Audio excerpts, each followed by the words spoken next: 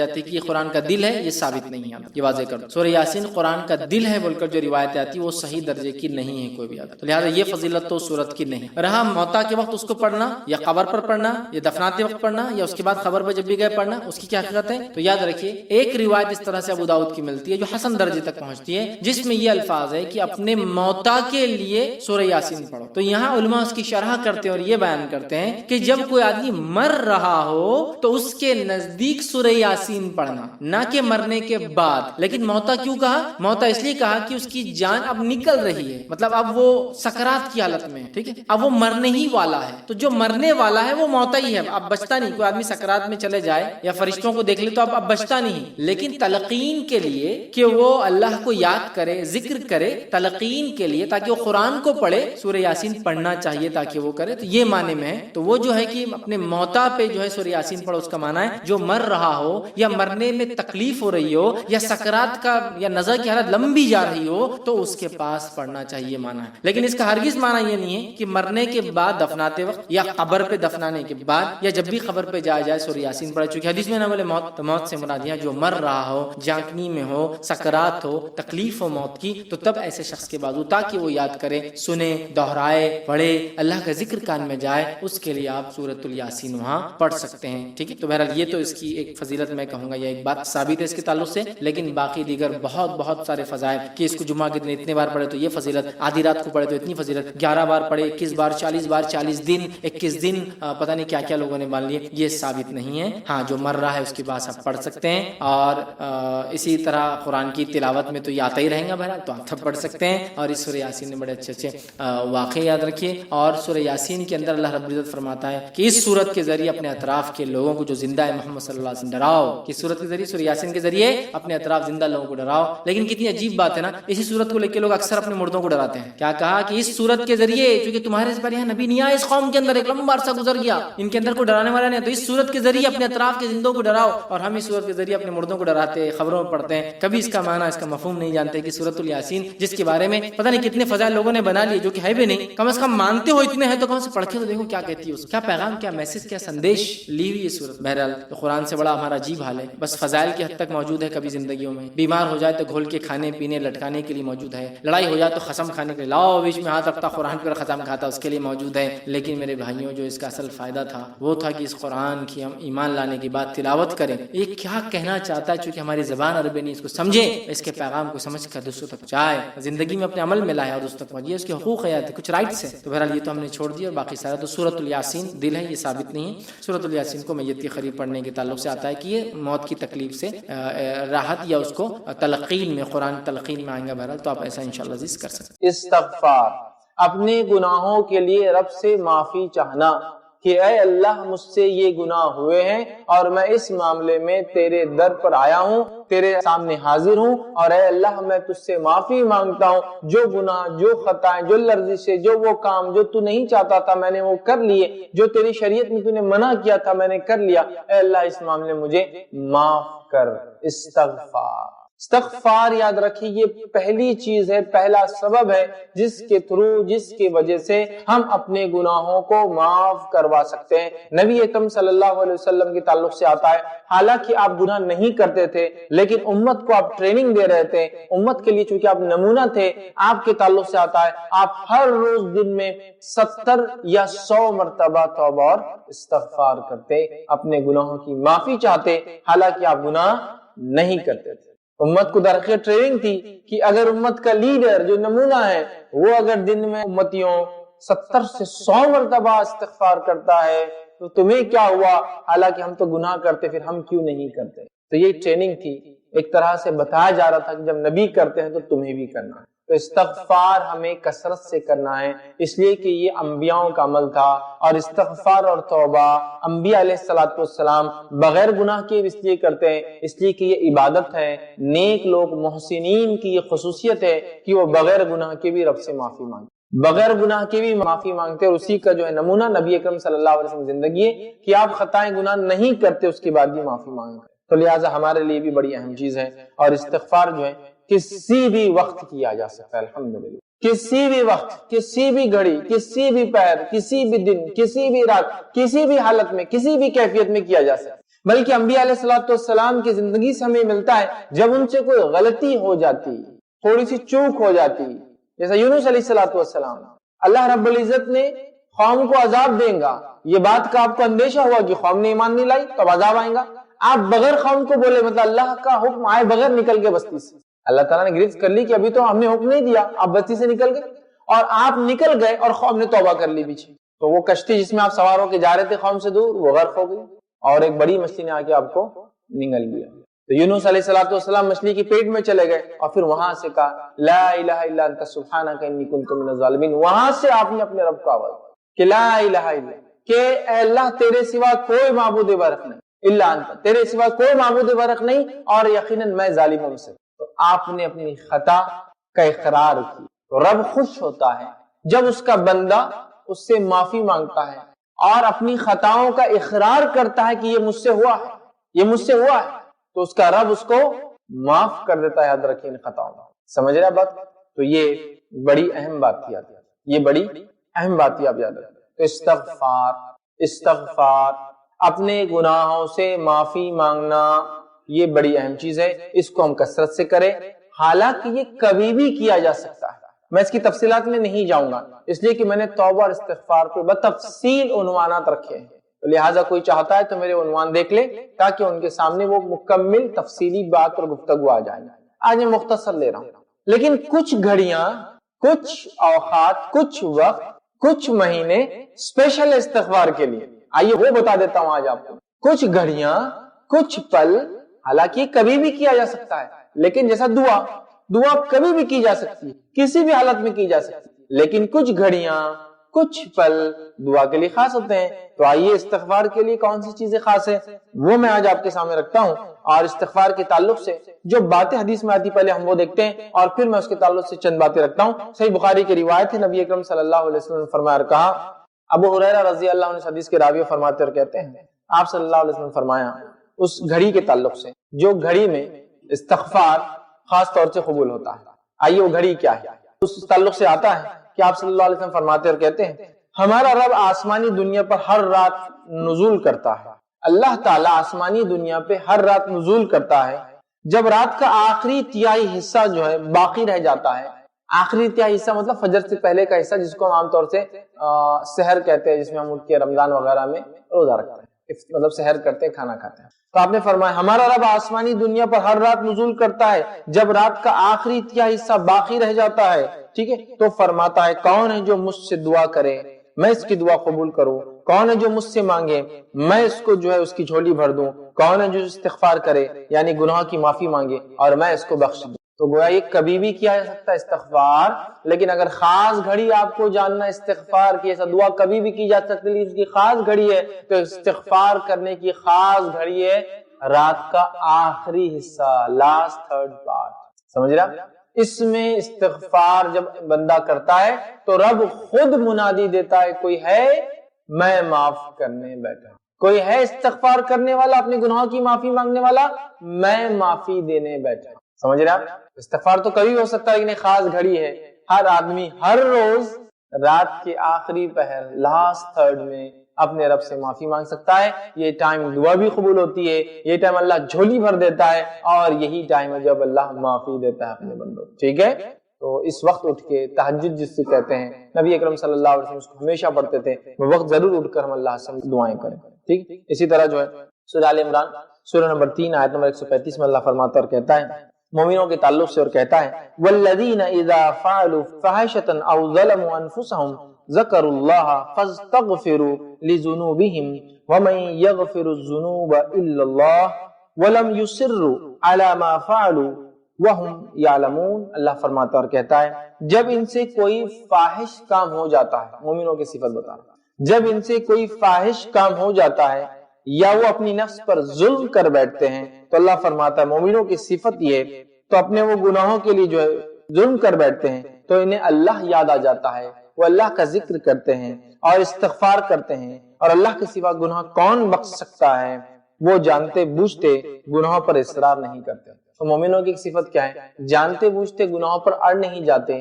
گناہ ہوتے اللہ کا ذکر کرتے، اللہ کو یاد کرتے اور اپنے گناہوں کا استغفار کرتے ہیں۔ تو یہ مومنوں کی صفت ہے۔ اسی طرح جو ہے استغفار کے لیے خاص مہینہ بھی ہے، حالانکہ کبھی بھی کیا جا سکتا ہے۔ وہ کون سا مہینہ ہے؟ رمضان۔ اس لیے کہ نبی اکرم صلی اللہ علیہ وسلم حدیث میں کیا فرمایا؟ ابن خزیمہ کی روایت ہے، لعنت و ہلاکت و بربادی اس شخص کے لیے جو رمضان جیسا مہینہ پائے اور اس مہینے میں اپنی مغفرت نہ کرا سکے۔ تو پتا چلا رمضان کا مہینہ اسپیشل سیزن ہے، اسپیشل آفر ہے استغفار کے لیے کہ ہم کثرت سے اپنے رب سے توبہ کر لے اور استغفار کر لے اور اپنے گناہوں کی معافی کر لے، اور جو ایسا نہ کر سکے اس پر لعنت ہے۔ لعنت ہے شخص پر جو رمضان کا مہینہ پا کر اپنے گناہوں کی معافی نہ منگوا لے۔ کتنی زبردست بات کہی گئی ہے نا؟ تو گویا ایک وقت بھی گھڑی بھی ہے، ایک مہینہ بھی خاص ہے اس کے لیے۔ افسوس کی بات ہے رمضان ہماری زندگی میں آتا اور چلا جاتا ہے، ہم اس کو یوں ہی ایزی لے لیتے ہیں۔ اسی طرح جو ہے معافی کے لیے، استغفار کے لیے ایک خاص رات بھی یاد رکھیں جس میں اللہ تعالیٰ بالخصوص توبہ اور استغفار کو قبول کرتا ہے۔ وہ کون سی رات ہے؟ رمضان کے اندر آنے والی شب قدر جس کو ہم کہتے ہیں۔ یہ رمضان کے آخری عشرے کی طاق راتوں میں سے کوئی ایک رات ہے، کوئی ایک فکس ایک رات نہیں ہے، آخری عشرے کی طاق راتوں میں سے کوئی ایک رات ہے۔ اس میں بھی جب ہم معافی مانگتے اپنے گناہوں سے، رب العزت ہم کو اس معاملے میں معاف کرتا ہے، یاد رکھیے۔ اور آئیے حدیث کے الفاظ کیا ہے؟ ابن ماجہ کی روایت ہے، مائی عائشہ رضی اللہ عنہا فرماتی اور کہتی ہے کہ نبی اکرم صلی اللہ علیہ وسلم نے جو ہے فرمایا اور کہا کہ اگر مجھے لیلۃ القدر مل جائے، تو حضرت عائشہ نے سوال کیا اگر مجھے لیلۃ القدر مل جائے میں کیا عمل کروں اس کے اندر؟ تو نبی اکرم صلی اللہ علیہ وسلم فرمایا اگر لیلۃ القدر تمہیں مل جاتی ہے تو تم یہ دعا کرو، اللہم انک عفو تحب العفو فاعف عنی، اے اللہ، جس کا معنی اے اللہ بے شک تو بہت معاف کرنے والا ہے، معافی کو پسند کرتا ہے، مجھے معاف کر، مجھے معاف کر۔ تو گویا استغفار کی خاص رات بھی ہے، خاص مہینہ بھی ہے، دن کی ایک خاص گھڑی بھی ہے، لیکن عمومی طور سے استغفار کبھی بھی کہیں بھی کسی بھی حالت میں کیا جا سکتا ہے۔ مرد اور عورتوں کے لیے ایک جیسا ہے۔ استغفار کے لیے کچھ خاص جملے اور الفاظ بھی ثابت ہیں، ٹھیک ہے، جس میں استغفر اللہ اتنا بھی کہنا کافی ہے۔ نبی اکرم صلی اللہ علیہ وسلم نماز پڑھتے فرض سلام پھیرتے، سلام پھیرتے ایک بار کہتے اللہ اکبر اور 3 مرتبہ کہتے استغفر اللہ استغفر اللہ استغفر، یہ ہے نا، تو اتنا بھی کافی ہے۔ اس سے زائد بھی کلمات استغفار کے آتے ہیں، ٹھیک ہے، اس کو آپ دیکھیں اور ان کلمات کو بھی جو ثابت شدہ استغفار کے، وہ کلمات بھی آپ انشاءاللہ العزیز کر سکتے ہیں استغفار، ٹھیک۔ تو پہلا طریقہ اپنے گناہوں کی معافی کا پہلا سبب جو بنے گا انشاءاللہ وہ ہے استغفار، جو کیا ہے اس سے معافی مانگے۔ دوسرا توبہ، اپنے گناہوں کی معافی کے لیے دوسرا سبب جو انشاءاللہ ہم دیکھیں گے وہ ہے توبہ۔ توبہ کیا ہے؟ رجوع کرنا، پلٹنا۔ عام زبان میں کہوں تو گناہوں کی زندگی سے پلٹ کر نیکیوں کی زندگی کی طرف چلے جانا، معصیت سے نکل کر حسنات کی طرف چلے جانا، مطلب گناہوں سے نکل کر نیکیوں کی طرف چلے جانا توبہ ہے۔ پلٹنا، رجوع کرنا، ٹرن لینا، اس کو کہتے ہیں توبہ۔ مطلب اللہ کی طرف توبہ کرو، مطلب اللہ کی طرف پلٹ جاؤ، اپنے گناہ جو تم نے کیے اس کی معافی مانگو، اپنے زندگی کو چینج کر دو، جو گناہ کی زندگی سے گزر رہے تھے اس کو نیکی کی طرف جو ہے بدل دو، یہ معنی ہے توبہ کا، سمجھ رہا؟ تو توبہ یہ بڑا اہم ذریعہ ہے، یاد رکھیے۔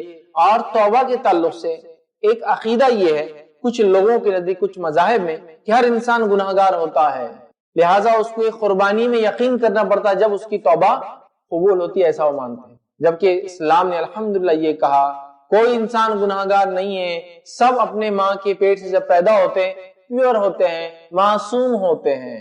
یہ الگ بات ہے کہ بعد میں وہ گناہ کرتے ہیں، یاد رکھیں۔ تو اسلامی عقیدہ یہ نہیں کہ ہر آدمی گناہگار ہے، ٹھیک ہے، اور پھر اس کو اپنے گناہوں کی معافی کے لیے کسی کو قبول کر، نہیں، اسلام کہتا ہے ہر آدمی جو فطرت پر پیدا ہوتا ہے، ہر بچہ فطرت پر ہوتا ہے، یہ اس کے والدین ہیں جو بعد میں اس کی فطرت کو چینج کر دیتے ہیں، بدل دیتے ہیں، سمجھ رہے؟ ہر آدمی فطرت پر ہوتا ہے اور فطرت میں انسان پاک ہوتا ہے، صاف ہوتا ہے، تو یہ بات بڑی اہم ہے، یاد رکھیں، ٹھیک ہے۔ تو اسلام یہ کہتا ہے کہ ایک آدمی گناہگار نہیں ہوتا، یاد رکھیے، پیدائش گناہگار نہیں ہوتا، یہ بعد میں جو ہے وہ معصیت کرتا ہے، گناہ کرتا ہے اور اپنی جو ہے آخرت کو بگاڑ لیتا ہے، لیکن اس کے لیے راستہ ہے توبہ کرے، رب سے معافی مانگے۔ اب توبہ اور استغفار کا بڑا گہرا تعلق، توبہ پرانی زندگی سے پلٹ کے نئی کی طرف آنا، گناہوں سے پلٹ کر نیکیوں کی طرف آنا۔ استغفار اب جب پلٹ گیا تو معافی کیسے مانگے گا جو پہلے ہو چکا؟ اس کے لیے استغفار، کثرت سے استغفار کرنا، ٹھیک۔ تو توبہ اور استغفار یہ بڑی اہم چیز ہے، یاد رکھیں۔ تو دوسرا سبب ہمارے گناہوں کی معافی کا وہ ہے استغفار. ہم کثرت سے اپنے رب سے استغفار کرے. یاد رکھیے تو توبہ یہ دوسرا راستہ یاد رکھیے معافی کا گناہوں میں. اور یاد رکھیے انسان جو ہے غلطیوں کا پتلا ہے. کوئی بھی انسان غلطیاں کرنا ہماری فطرت کا پارٹ ہے, لیکن توبہ کر کے ان غلطیوں کو ہم معافی کی طرف بدل دیتے, یا ان غلطیوں کو ان خطاؤں کو نیکی میں بھی کبھی بدل سکتے ہیں. یاد رکھیے. اور سورہ نور سورہ نمبر 24 اور آیت نمبر 31 میں اللہ رب العزت فرماتا اور کہتا ہے وَتُوبُوا إِلَى اللَّهِ جَمِيعًا أَيُّهَا الْمُؤْمِنُونَ لَعَلَّكُمْ تُفْلِحُونَ. اے مومنوں تم سب کے سب مل کر اللہ سے توبہ کرو تاکہ اللہ فرماتا ہے تم فلاح پاؤ. تو یہاں اللہ رب العزت نے اس بات کی وضاحت کر دی وَتُوبُوا إِلَى اللَّهِ جَمِيعًا أَيُّهَا الْمُؤْمِنُونَ. اے ایمان والو تم سب کے سب اپنے رب سے توبہ کرو تاکہ تم فلاح پاؤ. تو گویا فلاح کا راستہ توبہ ہے. یاد رکھیں فلاح کا راستہ توبہ ہے, کامیابی کا راستہ توبہ ہے. ہم کیا سمجھتے ہیں ہم گناہ تھوڑی کرتے تھے, توبہ کیوں کریں؟ نبی اکرم صلی اللہ علیہ وسلم کے تعلق سے آتا ہے آپ دن میں 70 مرتبہ یا اس سے زائد توبہ کرتے. سمجھا 70 مرتبہ اس سے زائد توبہ کرتے. توبہ بڑی اہم چیز ہے. یاد رکھیے یہ انبیاء کا طریقہ. یاد رکھیے اسی طرح سورہ حجرات سورہ نمبر 49 آیت نمبر 11 میں اللہ فرماتا کہتا ہے وَمَن لَّمْ يَتُبْ فَأُولَٰئِكَ هُمُ الظَّالِمُونَ. اور جو توبہ نہیں کرتے وہی لوگ ظالم ہیں. جو توبہ کرتے ہیں وہ فلاح پاتے ہیں, جو توبہ نہیں کرتے وہی لوگ کیا ہے ظالم ہیں. یاد رکھیے توبہ نہیں کرنے والے لوگ در حقیقت ظلم کرتے ہیں. وہ ظالم ہیں, اپنے نفس پہ ظلم کرتے ہیں, اپنے آپ پہ ظلم کرتے ہیں. سمجھ رہے؟ تو توبہ کرنا یہ بڑی اہم چیز ہے. یاد رکھیے یہ انبیاء کا طریقہ ہے, یہ انبیاء کا منہج ہے, یہ ان کا راستہ ہے. وہ گناہ نہیں کرتے تھے پھر بھی اپنے رب سے کثرت سے توبہ کرتے تھے. یاد رکھیے ٹھیک ہے. اسی طرح آئیے توبہ کا دروازہ کب تک کھلا ہے؟ توبہ کے فضائل وغیرہ میں نے کافی لیکچرز میں رکھا ہوں. توبہ کا دروازہ کھلا کب تک ہے؟ کب تک ایک آدمی توبہ کر سکتا ہے؟ کیا لیمیٹیشنز ہے اس میں؟ تو یہ جاننا ضروری ہے. ایک انسان کو اپنے گناہوں کی توبہ اپنی زندگی میں خود کرنا ہو. یہ بھی ہے کہ مومنوں کا استغفار مومنوں کے لیے قبول ہوتا ہے, لیکن یہ گریس مارکس ہم کہہ سکتے ہیں, گریس مارکس ہوتے ہیں. یہ وہ مارکس نہیں ہوتے جس سے انسان پاس ہو جائے. یہ آپ کے درجات تو بلند کر سکتا ہے لیکن نجات نہیں دلوا سکتا. اگر آپ کفر میں مر گئے, شرک میں مر گئے تو کسی کا استغفار, نبی کا استغفار بھی کام نہیں آتا ہے نا. وہ خود کرنا پڑے گا بہت ساری چیزیں. کفر میں ہے تو توبہ کر کے اسلام کی طرف آنا پڑے گا, دین فطرت کی طرف آنا پڑے گا. معصیت گناہوں کی زندگی تھی, مسلمان تو ہے, توبہ کرنا پڑے گا ان گناہوں. اس کے بعد دیگر لوگوں کی توبہ بھی ہوتی ہے لیکن خود کرنا ہے. تو کب تک دروازہ توبہ کا کھلا ہوتا ہے یہ بات کو ہم جان لیں. اور توبہ کے تعلق سے اللہ رب العزت فرماتا اور کہتا ہے جو کہ سورہ نحل سورہ نمبر 16 آیت نمبر 119 میں اللہ فرماتا اور کہتا ہے ثم ان ربک للذین عملوا السوء بجہالۃ ثم تابوا من بعد ذلک واصلحوا ان ربک من بعدها لغفور رحیم. اللہ فرماتا ہے جن لوگوں نے لا علمی کی بنا پر برا کام کر لیا, اللہ فرماتا ہے ثم ان ربک للذین عملوا السوء بجہالۃ, جن لوگوں نے لا علمی میں گناہ اور معصیت کا کام کر لیا. پھر فرماتا ثم تابوا من بعد ذلک, اور اس کے بعد ان لوگوں نے توبہ کر لی اپنے ان گناہوں سے. پھر فرماتا ہے واصلحوا, اور اپنے گناہوں کی اصلاح بھی کر لی. تو یقین آپ کا رب ان کے لیے ان کی توبہ کے بعد بہت معاف کرنے والا اور بہت رحم کرنے والا ہے. تو ہم نے گناہ کیا, غلطی ہوئی, معصیت ہوئی, خطا ہوئی, اس کے بعد ہم نے کیا کیا؟ اللہ رب العزت سے معافی مانگ لی. تو جیسے ہی معافی مانگتے ہیں اس غلطی اور خطا پہ تو ہمارا رب ہم کو جو ہے معاف کر دیتا ہے. بلکہ حدیثوں میں تو آتا ہے انسان جتنے گناہوں کے ساتھ رب کی طرف جا کر ملیں گا اور توبہ کریں گا رب العزت اتنی ہی مغفرت کے ساتھ اس سے آکے ملیں. انسان گناہ لے کر آئیں گا, رب معافی کے ساتھ اس سے ملیں. سمجھ رہے آپ کتنی اہم بات, کتنی اہم بات. توبہ کو یاد رکھیے اپنا شعار, اپنی علامت, اپنی پہچان اور اپنا طریقہ ہم بنا لیں. ٹھیک ہے, یہ بڑی اہم بات ہے. ٹھیک. اسی طرح اللہ رب العزت جو توبہ کے جو فضائل بہت زیادہ آتے یاد رکھیں, لیکن اب توبہ کب تک قبول ہوتی ہے, اس کا لمٹ کیا ہے؟ تو آئیے پہلی چیز, توبہ نزا کی حالت میں جانے سے پہلے تک قبول ہوتی ہے. بس ایک انسان کی جب زندگی کا معاملہ لے لے تو نزا سمجھتے ہیں, جب ایک قسم کی آواز گلے سے آتی ہے, کب ہوتا ہے یہ؟ موت سے کچھ لمحہ پہلے. ٹھیک, وہ آواز جب نکلتی ہے وہ آواز سے پہلے تک. ٹھیک ہے, یہ ایک انسان کے لیے فردی لمٹ. اس کے بعد توبہ قبول نہیں ہوتی. آئیے اس کے تعلق سے ہم دیکھتے ہیں, ابن ماجہ کی روایت ہے, نبی اکرم صلی اللہ علیہ وسلم فرمایا کہا ان اللہ لا يقبل التوبۃ العبد ما لم یغرغر. اللہ کے رسول صلی اللہ علیہ وسلم فرماتے ہیں کہ اللہ تعالیٰ, بے شک اللہ تعالیٰ بندے کی توبہ قبول کرتا رہتا ہے. کب تک؟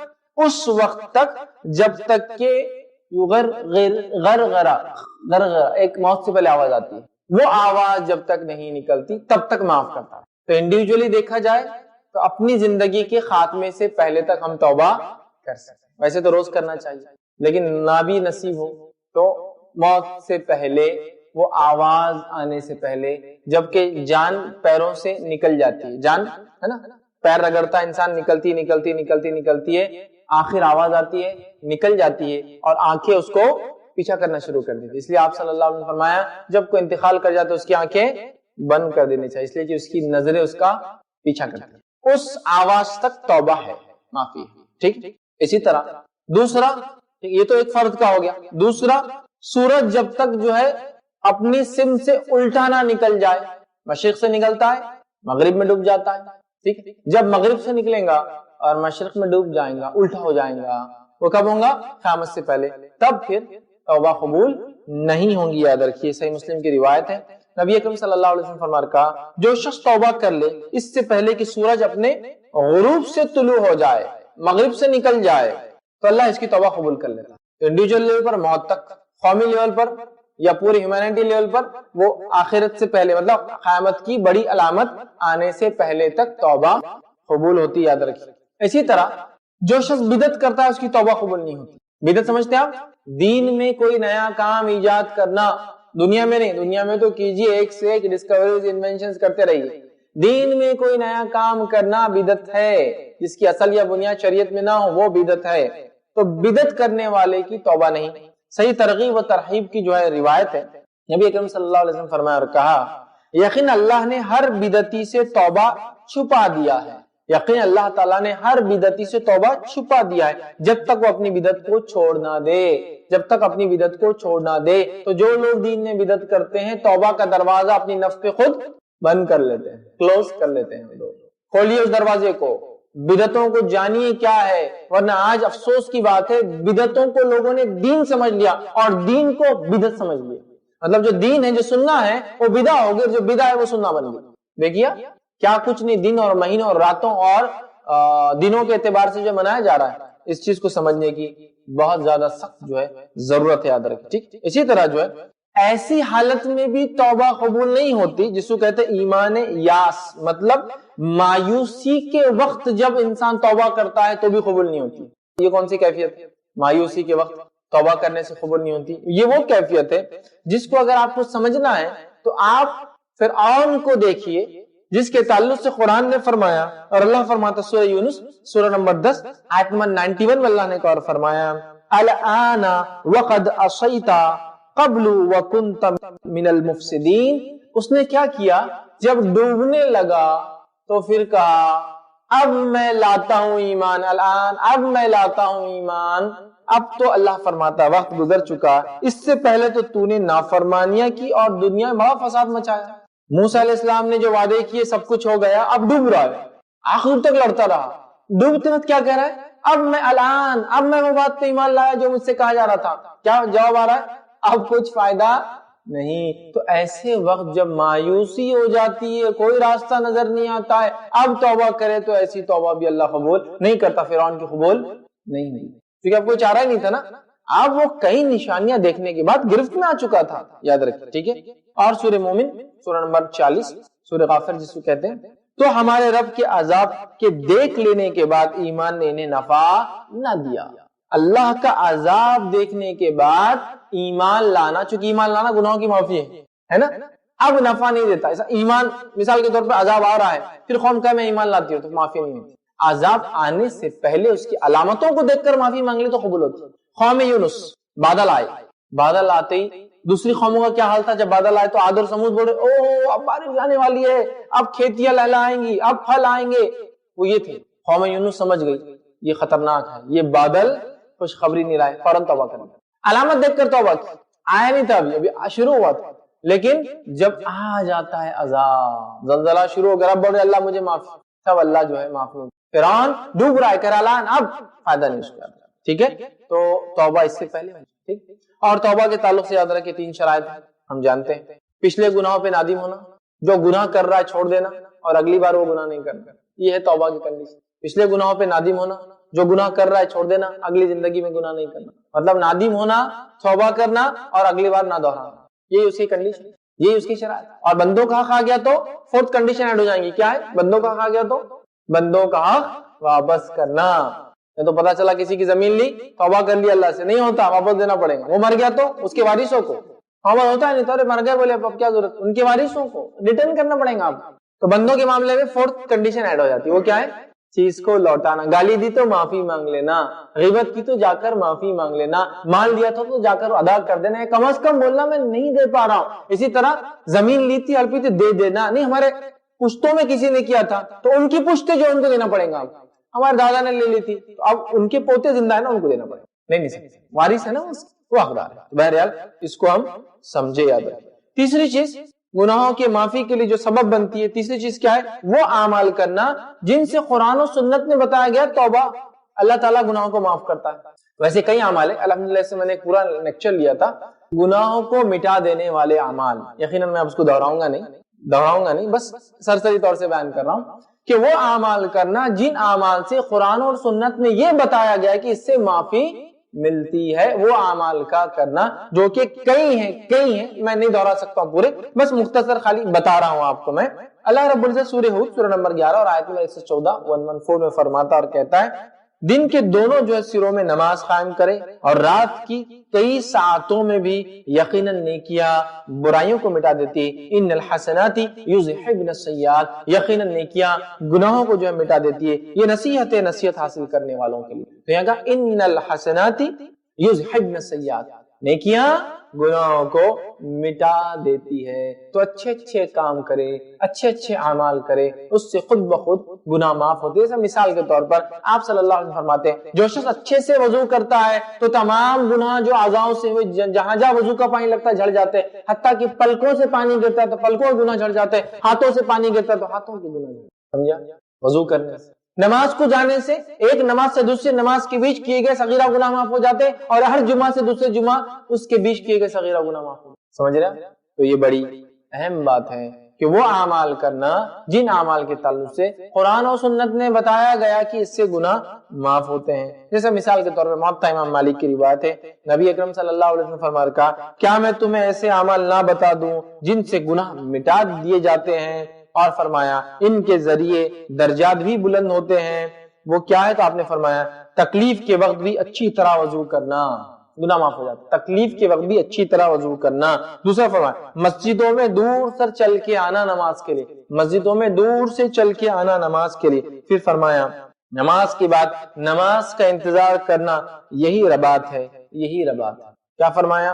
تکلیف کے بعد بھی وضو کرنا، پیدل چل کے مسجد آنا، اور نماز کے بعد دوسری نماز کا انتظار کرنا، مطلب ایک نماز ہوگی ظہر تو عصر کا انتظار میں رہنا کہ عصر کا وقت ہے، کہیں چوک نہ ہو جائے، بھول نہ ہو جائے، انتظار نہیں رباط ہے۔ اور امام نووی فرماتے ہیں کہ رباط کا معنی ہے، یعنی یہی در حقیقت اپنے آپ کو اللہ کی اطاعت پر نفس کو روکنا ہے، رباط کا معنی ہوتا ہے یہی اپنے نفس کو اللہ کی اطاعت پر روکنا ہے، یہ اس کا معنی، ٹھیک ہے؟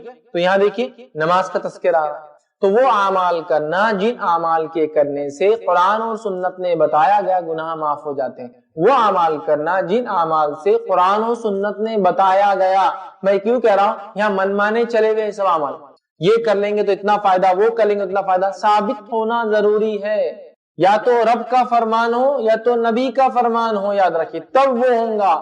ہم نہیں بول سکتے کس اعمال سے کیا ہو سکتا ہے، اپنی عقل نہیں لڑا سکتے، اپنی طرف سے ایجاد نہیں کر سکتے، یہ گناہ کبیرہ سنگین جرم ہوگا، یاد رکھیے، سمجھ رہے ہیں بات؟ تو لہٰذا ہم جو ہے وہ اعمال کرے جس سے قرآن اور سنت نے بتایا گیا گناہ معاف ہوتے ہیں۔ چوتھی چیز مشکلات، ٹھیک ہے، یا جس کو کہیں گے اور مشکلات، تکلیفیں، مصائب، یہ چوتھا وہ ریزن ہے، وجہ ہے جن سے ہمارے گناہ معاف ہوتے ہیں، یہ چوتھا سبب ہے جن سے گناہ معاف ہوتے ہیں، ٹھیک ہے؟ مشکلات، مصائب، تکلیفیں جو آتی ہیں انسان کو، وہ انسان کے گناہ معاف کروا دیتی ہے۔ صحیح مسلم کی روایت ہے، نبی اکرم صلی اللہ علیہ وسلم فرمایا اور کہا، حدیث کے الفاظ ہے، کسی مومن کو کوئی کانٹا چبھ جائے یا اس سے بڑی کوئی تکلیف جو ہے پہنچے تو اللہ اس کی وجہ سے اس کے درجات بلند کر دیتا ہے، اس کی وجہ سے اس کے گناہ معاف کر دیتا ہے۔ درجات بلند، گناہ معاف، اور گناہ معاف ہونے سے درجات خود بخود بلند ہوتے ہیں۔ درجات بلند، گناہ معاف ہوتے ہیں۔ کس وجہ سے درجات بلند ہوتے ہیں اور گناہ معاف ہوتے ہیں؟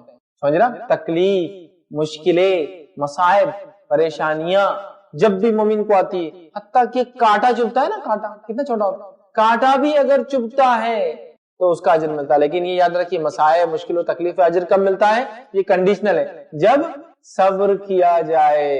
آپ جزا فضا کر دے، رو لے دھو لے، رونا فطری چیز ہے، میں وہ نہیں کہہ رہا ہوں، لیکن ہمارے ساتھ ہی ہونا تھا، ہمارے خاندان میں ہوتا، ہمارے بچوں کو ہوتا، ہمارے گھر میں ہی ہوتا، آپ نے کیا کمپلین کر دیا اللہ کے سامنے.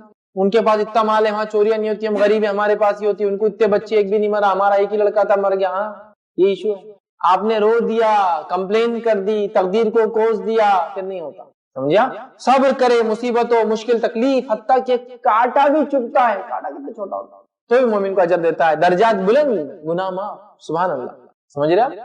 یہ بڑی اہم بات ہے، درجات کا بلند ہونا. ایک درجہ بھی بلند ہونا جنت میں کیا مقام دے سکتا ہے ہم امیجن بھی نہیں کر سکتے. بس ایک حدیث سے بات کو سمجھ سکتے کہ وہ ایک درجہ کیا ہو سکتا ہے. حدیث میں الفاظ ہے، ابن آدم کو جنت میں جانے کے بعد کوئی افسوس نہیں ہوگا سوائے ایک افسوس کے. جنت میں بھی ایک افسوس ہے، سبحان اللہ، ایک افسوس ہے. ابن آدم کو کوئی افسوس نہیں ہوگا جنت میں جانے کے بعد سوائے ایک افسوس کے. جب جنت میں جا کے جنتیوں کے درجات بلند بلند دیکھیں گا تو کہیں گا ہائے افسوس، دنیا میں وہ وقت جو ضائع کیا تھا، اللہ کا ذکر کر کے آتا تو شاید ایک درجہ بلند ہوتا. تو جنتی بھی ایک ہی چیز پر افسوس کریں گے، وہ ہے وقت کے ضائع کرنے. اور وہ کیوں کریں گے؟ جنت کے بلند درجات دیکھ. کیا درجات ہیں، ایک ایک درجے کی کیا کیا فیسلٹیز ہوں گی، امیجن بھی نہیں کر سکتے. ہلکے سے ہلکا درجہ بھی اتنا ہے جس کی نعمتیں دنیا میں سوچ بھی نہیں سکتے، بٹ ان میں بھی کتنے ہیں. اور ہر درجے سے دوسرے درجے کا فاصلہ اتنا ہے جتنا زمین سے ایک ستارہ دکھتا ہے. مطلب ہر مالے سے دوسرا مال، عام زبان میں کہہ رہا ہوں صرف سمجھنے کے لیے، تشبیہ نہیں دے رہا ہوں، جنت جانے ہم نے دیکھے نہیں، سمجھنے کے لیے. مطلب ایک سٹیٹس سے دوسرا سٹیٹس ہوتا ہے نا، واپس نیچے اس کے اوپر اس کے اوپر اس کے اوپر. اوپر کے فلیٹس اور مہنگے بکتے ہیں، یہ الگ بات ہے. جہاں لفٹ نہیں ہوتی تو وہ لوگوں کو سمجھ میں نہیں آتا اوپر کی کیوں مہنگے، لیکن جہاں لفٹ سسٹم ہوتا ہے لوگ اوپر رہنا پسند کرتے ہیں. تازی ہوا، یہ ٹھنڈی ہوا، ایسی ہوا ویسی ہوا، ٹیرس دھوپ سب ملتا ہے نا. کاسٹلی ہوتے ہیں فلیٹس، مہنگے جاتے ہیں، تو درجات اونچے ہیں. تو اتنا درجے میں فرق ہوگا، جیسا ایک آدمی دوسرے درجے کو جب دیکھیں گا تو دنیا میں کھڑا کے تارا کیسا دکھتا ہے نا، اتنا فرق ہے. تو شہیدوں کیا، پھر انبیاء اور رسل، شہداء، صالحین اور صدیقین، درجات درجات درجات، اتنے درجے جس کو نہیں جانتے. سمجھ رہے ہیں؟ تکلیف، مصیبتیں، پریشانیاں آتی ہیں، صبر کیجیے اور گناہوں کی معافی کا ذریعہ بنتی ہے. اللہ رب العزت سورہ آل عمران میں فرماتا، سورہ نمبر 3 آیت نمبر 195 195 میں، اور کہتا ہے تو وہ لوگ جنہوں نے ہجرت کی اور اپنے گھروں سے نکالے گئے اور انہیں میرے راستے میں ایذا تکلیف دی گئی اور لڑے اور قتل کیے گئے، یقیناً ان سے ان کی برائیاں ضرور دور کر دوں گا. صحابہ کے بارے میں کیا فرمایا؟ وہ لوگ، اللہ فرمانا وہ لوگ جنہوں نے ہجرت کی، اپنے گھر سے نکالے گئے، میرے راستے میں تکلیف پہنچی، لڑے اور خود قتل کیے گئے، ان لوگوں کے ضرور میں جو ہے گناہ معاف کر دوں گا. گناہ معاف، جو تکلیف سے، ہجرت بھی ایک تکلیف ہے، ساری چیزیں تکلیف سے معافی ملے گی. صحیح بخاری کی روایت ہے، نبی اکرم صلی اللہ علیہ وسلم فرماتے اور کہتے ہیں جس مسلمان کو بیماری یا اس کے علاوہ کسی چیز کی وجہ سے تکلیف پہنچتی ہے تو اللہ اس کے گناہ ایسے ہی گرا دیتا ہے جیسے درخت کے پتے گر جاتے. سوکھا درخت ہو، جو انسان بیمار ہو جاتا ہے تو اس کے گناہ اللہ ایسے جھڑا دیتا ہے جیسا ایک سوکھے درخت کو ہرانے سے پتے گر جاتے ہیں. تو بیماری بھی مومن کو فائدہ دیتی کب؟ جب وہ صبر کرے، جزا فضا نہیں، صبر کرے. اسی طرح صحیح بخاری کی روایت ہے، نبی اکرم صلی اللہ علیہ وسلم فرماتے اور کہتے ہیں مومن کو جو بھی درد، تھکاوٹ، بیماری، پریشانی، تکلیف پہنچتی ہے، حتیٰ کہ جو غم اسے پریشان کر دیتا ہے، پریشان کر دیتا ہے، تو اللہ ان کے بدلے میں اس کی خطاؤں کو معاف کر دیتا ہے. رنج، غم، تکلیف، تھکاوٹ، بیماری، پریشانی، کچھ بھی آتا ہے ہمارے گناہ معاف ہوتا ہے. ٹھیک ہے. اسی طرح ایک روایت میں جو صحیح مسلم کی روایت ہے، نبی اکرم صلی اللہ علیہ وسلم ایک صحابیہ کے پاس گئے جو بیمار تھا. جب صحابیہ کے پاس گئے، وہ بیمار تھی، تو وہ جو ہے بخار کے تعلق سے برا بھلا کہنے لگی، چونکہ وہ کانپ رہی تھی. حدیث میں آتا ہے شیورنگ، کانپ رہی. تو آپ صلی اللہ علیہ وسلم فرمایا تم کانپ رہی ہو، کیا بات ہے؟ تو کہا اللہ کے رسول دیکھیے نا، یہ بخار نے مجھے جو ہے ایسا کر دیا. تو آپ صلی اللہ علیہ وسلم فرمایا، کہا بخار کو برا مت کہو، اس لیے کہ اس سے تو تمہارے گناہ معاف ہوتے ہیں، لیکن اس کا ہرگز مطلب نہیں بخار آنے کی دعا کرنی چاہیے. ایک صحابی نے دعا کر لی تھی. حدیث میں آتا ہے ایک صحابی تھے، بہت بیمار ہو گئے، نبی اکرم صلی اللہ علیہ وسلم پہنچے، کہا کیا بات ہے، کیا ہوا؟ تو کہا اللہ کے رسول صلی اللہ علیہ وسلم میں نے دعا کی، اللہ جو بھی میں نے گناہ کیے دنیا میں میری جھڑتی لے لے، آخرت کے لیے کچھ نہ. تو کہا ایسا کیوں کیا تم نے، اسی وجہ سے بیمار ہو، ایسا کیوں کہا تم نے، تم یہ کہتے ربنا آتنا فی الدنیا حسنۃ وفی الآخرۃ حسنۃ وقنا عذاب النار، اے اللہ میرے لیے دنیا بہتر کر اور میری آخرت بہتر کر، اور دنیا بہتر کر اور آخرت بہتر کر اور مجھے آنکھ کے عذاب سے، ربنا آتنا فی الدنیا حسنۃ وفی الآخرۃ حسنۃ، کہا ایسا کیوں کہا کہ دنیا میں دے دے، تو مانگنا نہیں چاہیے، لیکن آ جائے تو اس سے برا بھلا نہیں کہنا چاہیے، علاج بھی کرنا چاہیے، چونکہ علاج کرنا سنت ہے اس کا، لیکن جب آتا ہے تو گناہوں کی معافی ہوتی ہے، اور آپ نے فرمایا بخار کو برا مت کہو، یہ گناہوں کی ایسی معافی کرا دیتا ہے، ایسے گناہوں کو انسان سے دور کرتا ہے جیسے بھٹی لوہے سے میل کچیل کو، اس کے جس کو کہیں گے برائی کو، جب لوہا زمین سے نکلتا ہے اس میں اور بھی چیزیں ہوتی ہیں، جب اسے گرم کیا جاتا ہے تو مٹی وغیرہ نکل جاتی ہے، لوہا الگ نکلتا ہے، جس طرح سے لوہے کو آگ پاک صاف کر دیتی ہے، اسی طرح سے انسان جب جو ہے بخار آتا ہے تو گناہ اس کے جھڑ جاتے ہیں، ٹھیک۔ اسی طرح جامع ترمذی کی روایت ہے، نبی اکرم صلی اللہ علیہ وسلم نے کہا مومن مرد اور عورت اپنے نفس، اولاد اور مال کی آزمائش میں مبتلا رہتا ہے، مومن مرد اور عورت مبتلا رہتا ہے کس میں؟ اپنی نفس، اولاد اور مال کی آزمائش میں مبتلا رہتا ہے، یہاں تک کہ جب وہ اس حال میں اللہ سے ملے گا کہ اس پہ کوئی گناہ باقی نہیں رہے۔ مومن مرد اور عورتیں اپنی جان، مال اور اولاد میں مشقت، مشکلیں، تکلیف، مصیبت، پریشانیاں، بیماریاں آتی رہتی، جب رب کے پاس جاتا ہے اس پہ کوئی گناہ باقی نہیں رہتا، کیوں؟ یہ تکلیفوں کے سب معاف، سب معاف، سب معاف، سمجھ رہے ہیں؟ سب معاف کر دیا جاتا ہے ان تکلیفوں کی وجہ سے، آپ سمجھیے اس بات، آپ سمجھیے اس بات، بڑی اہم چیز ہے ادھر، تو ہم مشقتیں، مشکلیں، تکلیفیں، مصائب آئے صبر کریں، انشاءاللہ بدلہ میں۔ پانچواں عمل جس کے کرنے سے انشاءاللہ ہمارے گناہ معاف کر دیے جاتے ہیں، پانچواں سبب جو ہے گناہوں کی معافی کا، وہ یہ غلطی پر شرمندگی کا اظہار کرنا۔ ہمارے پاس تو گناہ کے شرمندگی بھی نہیں ہے، احساس بھی نہیں کہ گناہ ہے، سب سے ریئل ایشو تو یہ ہے کہ گناہ ہے، احساس بھی نہیں ہے، شرمندگی ہونا خود گناہ کی معافی کا ایک سبب ہے، ریزن ہے، معلوم آپ کو؟ آئیے اس کے لیے واقعہ دیکھتے ہیں، اور واقعہ ہے موسیٰ علیہ السلام کا، اس بات کو سمجھنے کے لیے کہ نادم ہونا کتنا اہم ہے۔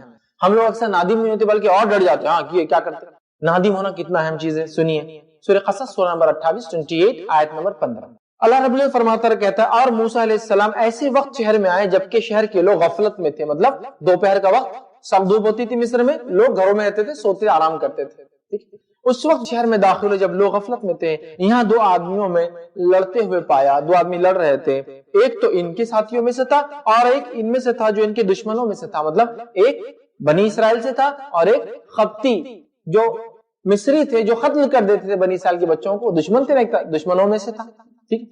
تو موسیٰ علیہ السلام کے رفیق، مطلب وہ جو قومی انسان تھا، وہ جو بنی اسرائیل کا انسان، رفیق نے دشمن کے خلاف ان سے فریاد کی کہ یہ مجھے مار رہا ہے، میری آپ حفاظت کریے، تو موسیٰ نے اسے مکہ مار دیا۔ موسیٰ علیہ السلام بیچ میں گئے، چھڑانے لگے، لیکن وہ جو خبتی تھا وہ سر چڑھاوا تھا اور یہ بیچارہ بنی اسرائیلی تو غلام تھا، مار رہا۔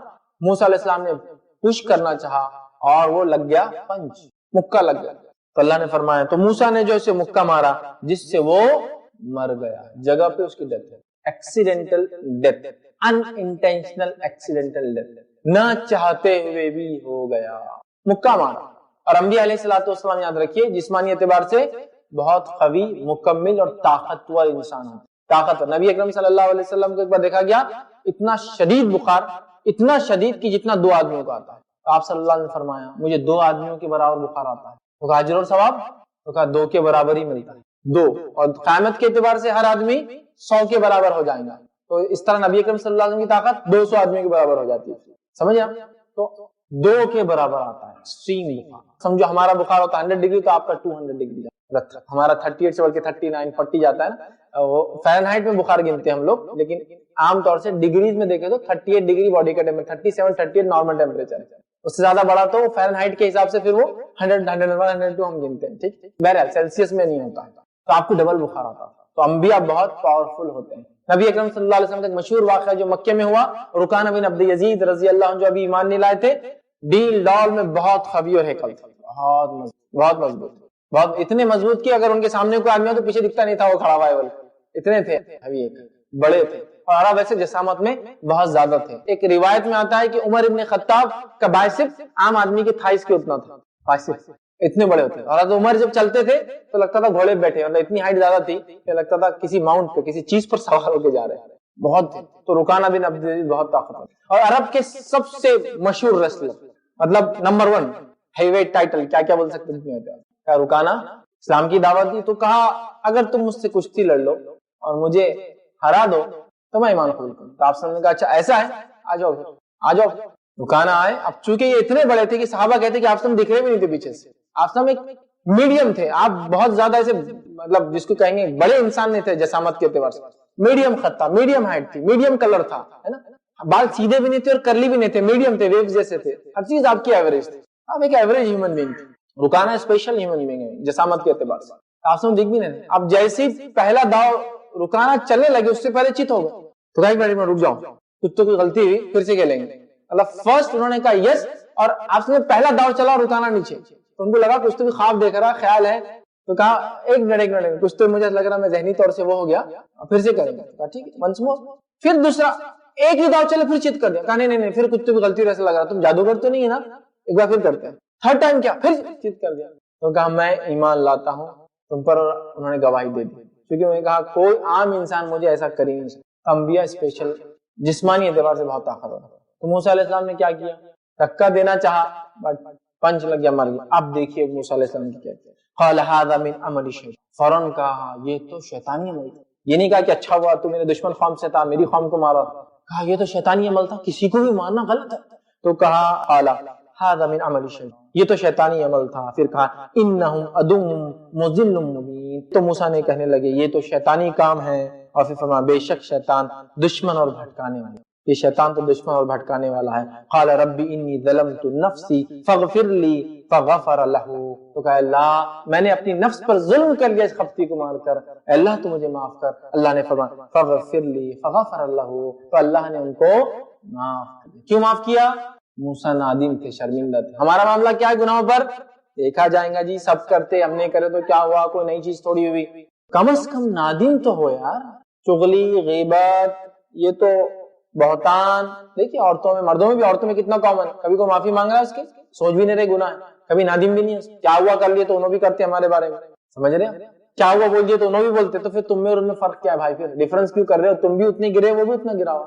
کم از کم دل میں ہو. موسیٰ علیہ السلام نادم ہے, تو معلوم ہوا کسی خطا کو انجانے میں کر لیا جائے, بہرحال خطا تو خطا ہے, غلطی تو غلطی ہے, ایسا نہیں ہو سکتا انجانے مارا مر گیا, انجانے مارا تھا نا تو معاف ہے, چلو چلتا, کیا ہوا چلو, نہیں, انجانے میں مارا بھی تو آدمی کی جان گئی, ہیومن لائف بہت امپورٹنٹ ہے, لہذا معافی تو ضروری ہے, چاہے انجانے میں کیوں. ایکسیڈنٹ ہوا, آپ کا انٹینشن نہیں تھا, پھر بھی کوئی مر گیا, آپ کو اللہ سے بہت سخت توبہ کرنا پڑیں گی, چونکہ نہ چاہتے بھی ایک انسانی جان گئی. بہت سے لوگ بولتے بہت تیز چلا رہا تھا, میں کیا کروں, آگے بڑھ گیا تو میری گاڑی بڑی تھی, مر گیا نیچے آ کے, نہ, پھر بھی آپ اللہ سے معافی میں, اللہ ہو سکتا ہے کہ کوئی میری تو خطا نہیں, معافی مانگنا چاہیے. ٹھیک, تو پھر جب انسان غلطی کرتا ہے اور پھر اب سے معافی مانگتا ہے تو اللہ تعالیٰ ہمیں جو ہے معاف کرتا ہے, ہماری خطاؤں پہ یاد رکھیے. ٹھیک ہے, اسی طرح جو ہے ابن ماجہ کی روایت ہے, نبی اکرم صلی اللہ علیہ وسلم فرماتے اور کہتے ہیں اللہ نے میری وجہ سے میری امت سے 3 چیزیں جو ہے خطا, نسیان اور جبر سے کروایا گیا کام معاف کر. 3 چیزوں کے تعلق سے اللہ نے میری قوم کو معاف کر دیا ہے. کیا کیا چیزوں سے معاف کر دیا؟ پہلا خطا, غلطی سے جو ہو جاتا ہے, لیکن نادم ہونا ضروری ہے, غلطی بھی ہو تو نادم ہوں گے ہم, پھر بھی اللہ غلطی تو ہوئی. نسیان, بھول سے جو چیز ہوتی ہے اللہ ہم کو معاف کر دیتا ہے. اور تیسرا فرمایا جبر, زبردستی کوئی کرا لے, گن رکھ دیا آپ کے سر پہ اور کہا یہ کام کرو, ٹھیک ہے, تو وہ اللہ معاف کر. کیوں؟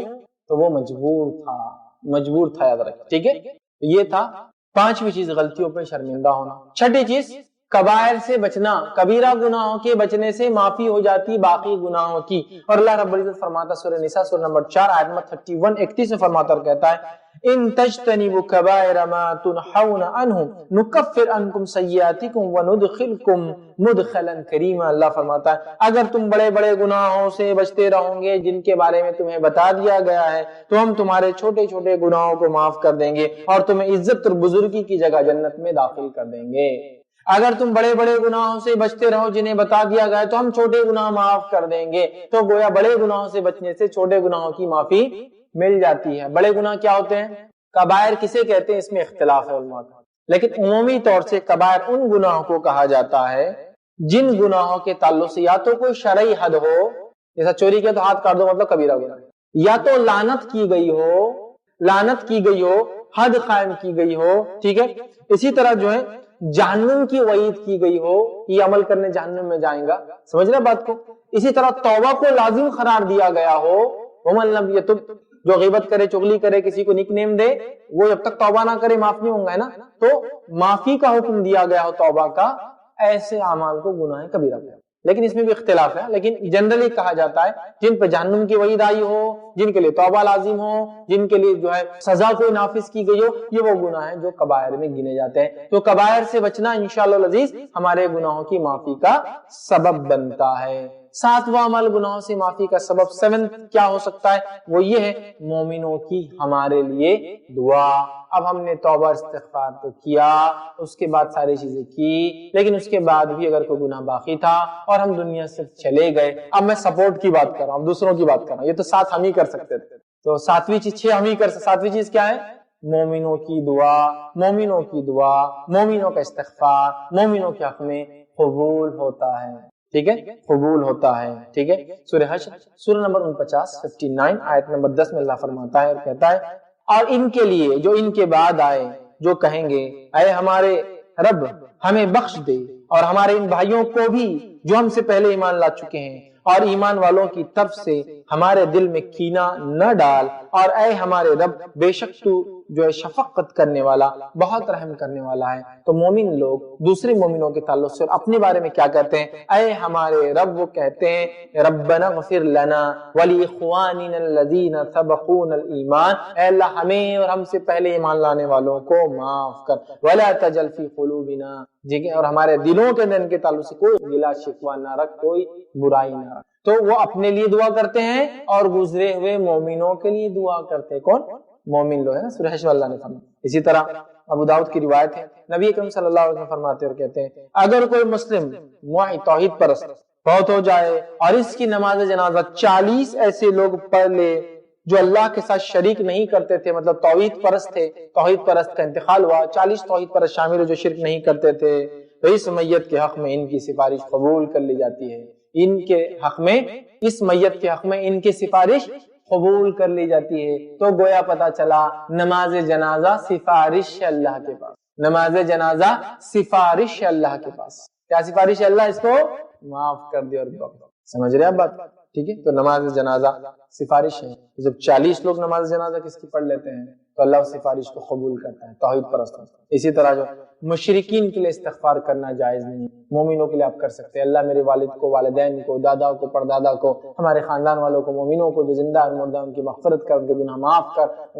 اس طرح سے آپ دعا کر سکتے ہیں۔ مرنے کے بعد حدیث میں آتا، خبر میں دفنانے کے بعد منکر نکیر سوالات کرنے آتے، تو اپنے بھائی کے سوال و جواب میں آسانی کے لیے دعا کرو، آپ صلی اللہ علیہ وسلم خبر میں دفنانے کے بعد دعا کرو۔ تو اس سے پتہ چلا مومنوں کی دعا مومنوں کے حق میں قبول ہوتی ہے، ٹھیک ہے، لیکن مشرکین کے لیے استغفار جائز نہیں ہے، ٹھیک ہے۔ سورہ توبہ سورہ نمبر 9 آیت نمبر 113 میں اللہ نے فرما رکھا ہے، نبی کو اور دوسرے مسلمانوں کو جائز نہیں کہ مشرک یا شرک کرنے والوں کے لیے اللہ سے مغفرت کی دعا مانگے، مطلب جو شرک میں مر جائے ان کے لیے بات ہو رہی ہے، جو توبہ کر لے وہ ایک الگ ہے، مر جائے ان کے لیے دعا ایک مومن نہیں مانگ سکتا، اگرچہ وہ رشتہ دار ہی کیوں نہ ہو، چاہے وہ رشتہ دار کیوں نہ ہو، معافی نہیں ہوگی اس امر کے ظاہر ہونے کے بعد کہ وہ جہنمی ہے۔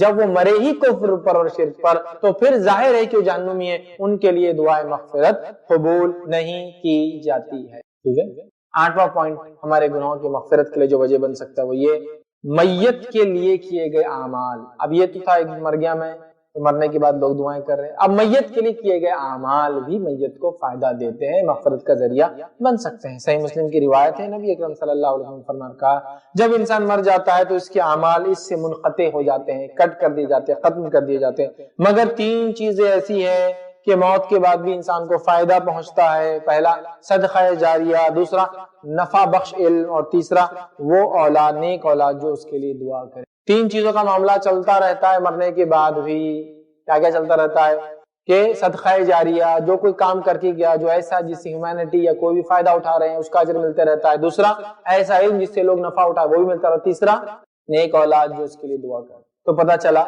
بعد میں کار خیر جو کر کے گیا اس کا اجر ملتا ہے، تو اگر زندہ لوگ مردہ کے نام سے بھی کوئی کار خیر کرے تو بھی اجر ملے گا۔ حدیث میں آتا ہے ایک شخص کا اللہ کے رسول صلی اللہ علیہ وسلم، میری والد کا ایک روایت میں والدہ کا انتقال ہوا ہے، کیا کروں؟ تو کہا کنواں کھدوا دو، چونکہ عرب میں پانی کی سخت ضرورت ہوتی ہے۔ کیا ثواب ملے؟ کہاں؟ کسی نے ایک سوال کیا، اللہ کے رسول میرے والدہ کا انتقال ہوا ہے تو اب میں کیا کروں؟ تو کہا تیرے والدہ زندہ ہوتے تو کیا کرتے؟ تو کہا صدقہ کرتے، تو کہا تو پورا کر دے، اس کا اجر نہیں ملے گا، ہے نا؟ اسی طرح آتا ہے کوئی میت نے اگر نظر کے روزے مانگے ہیں تو کوئی چاہے تو اس کے نظر کے روزے رکھ سکتا ہے، اس کا اجر نہیں مل جائے گا۔ تو کچھ ایسی عبادتیں ہیں جو مل جاتی ہے۔ اسی طرح عمرے اور حج کا اگر ارادہ ہو میت کا یا نہ بھی ہو تو انسان کا خواہش تو ہوتی ہے ہمیشہ دل میں، تو اگر کوئی اس کے وارث کر دے یا کوئی بھی مسلمان اس کے بدلے میں حج عمرہ کر دے، اس کا بھی اجر انشاءاللہ اس کو ملے گا۔ لیکن ہر بدنی عبادت ٹرانسفریبل نہیں، یہ بات واضح ہونا ہے۔ بدنی عبادتوں میں جو میت کو ملتی ہے، ٹرانسفر ہوتی ہے، وہ وہی ملیں گی جو بتائی گئی ہے، اس کے علاوہ نہیں، ٹھیک ہے؟ تو لہٰذا آپ استغفار کیجئے، توبہ کیجئے، خرچ کیجئے، کچھ بھی خرچ، پانی کے طور پہ، کوئی چیز بنانے کی شکل میں، کوئی لائبریری، کتاب گھر، اسکول، کالج، اسپتال، ہاسپٹل، مسجد، مدرسہ، یتیم کی کفالت، بیوہوں کے لیے کوئی مدد، غریبوں کو اناج دینا، اینی تھنگ کچھ بھی ہو سکتا ہے، انشاءاللہ اس کا اجر ہے۔ اگر اس کے پیسوں سے کرے تو پھر تو اس کا ہی اجر ہے وہ، اور اس کے علاوہ کرے تو اس کا بھی انشاءاللہ اگر وارثین کریں گے یا دوسرے مسلمان تو انشاءاللہ ان کو اس کا اجر ضرور بھی ضرور انشاءاللہ ملیں گا۔ سورہ نجم سورہ نمبر 53 53 آیت نمبر جو ہے 38 39 اور 40 میں اللہ فرماتا ہے، 38 to 40 میں اللہ فرماتا ہے، کوئی شخص کسی کا بوجھ نہیں اٹھائے گا، اور یہ کہ ہر انسان کے لیے وہی ہے جس کی اس نے کوشش کی، اور یہ کہ بے شک اس کی کوشش عنقریب دیکھی جائے گی۔ تو ملے گا تو وہی جو انسان نے کوشش کی ہے، لیکن کچھ ایسی چیزیں ہیں جو نبی نے بتا دی ایکسپشنل ہے، وہ بھی مل سکتے، جس میں کون سی بدنی عبادت اور کون سی مالی عبادت کرنے سے، مالی خرچ کرنے سے، بدنی عبادت کرنے سے ملے گا، وہ بتا دیا گیا ہے۔ اور ایصال ثواب، کیا کیا ایصال ہو سکتا ہے میت کو، اس کی تفصیلات دیکھنا تو میرا ایک تفصیلی عنوان ہے، ایصال ثواب، حقیقت اور بدعت، اس کو آپ ضرور دیکھیں تو اس میں پتہ چلے۔ 9th پوائنٹ، 9واں سبب جس کی وجہ سے انشاءاللہ ہمارے گناہ معاف ہو سکتے ہیں، وہ ہے شفاعت النبی، نبی اکرم صلی اللہ علیہ وسلم کی شفاعت۔ تو 6 تو زندگی کے میں نے رکھے، 7واں کوئی دوسرا کرے، 8واں کوئی ہمارے لیے خرچ کرے، عمل کرے مرنے کے بعد، مطلب مر گیا اس کے بعد 2، اب یہ 9واں پہنچنے کے بعد، مطلب دوبارہ اٹھائے جا رہے قیامت میں، تو شفاعت النبی، نبی اکرم صلی اللہ علیہ وسلم کی شفاعت بھی ہمارے حق میں انشاءاللہ قبول ہوں گی۔ اور نبی اکرم صلی اللہ علیہ وسلم کس کی شفاعت کریں گے؟ جو ان کے طریقے پر چل کر آیا، ان کے طریقے کی مخالفت کر کے آنے والے کیا نبی شفاعت کریں گے؟ ہرگز نہیں۔ اور نبی شفاعت کیوں کریں گے؟ کیونکہ ان کا رب انہیں اس کا حکم